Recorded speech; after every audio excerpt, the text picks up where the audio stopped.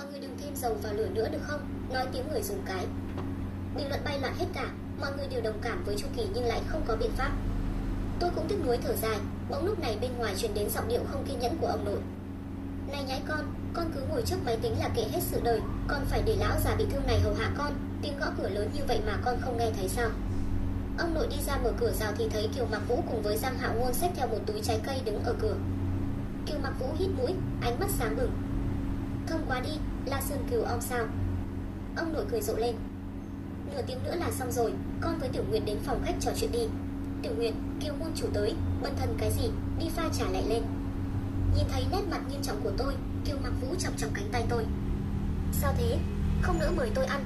Đừng keo kiệt như vậy chứ, để lát nữa tôi kêu Giang Hạo Ngôn khao lại cô. Không phải đâu.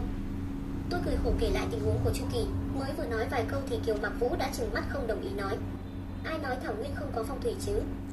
Cái gọi phong thủy là trên trời thành tượng, dưới đất thành hình, sông núi hình thành nhờ thiên tượng, trên dưới tương ứng. Ông nội cô chẳng phải cũng xem được huyệt đạo sao, không dạy cô chuyện này à? Ông nội cười lấy lòng. Ha ha, xem tượng thì chỉ có địa sư mới làm được, đâu phải ai cũng am hiểu.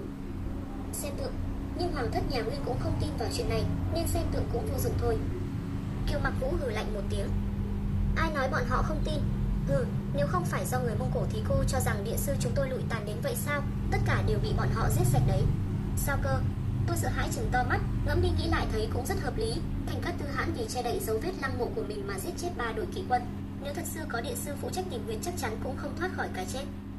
Huyệt Lạc Tham cử võ phụ thượng tất pháp, tại phá Lộc Văn Liêm thượng tất hung bại, chắc cô không rằng bọn họ sẽ tùy tiện đào một cái hố rồi chôn chất chứ? Tiểu Nguyệt Nguyệt, cô cũng ngây thơ quá rồi đó.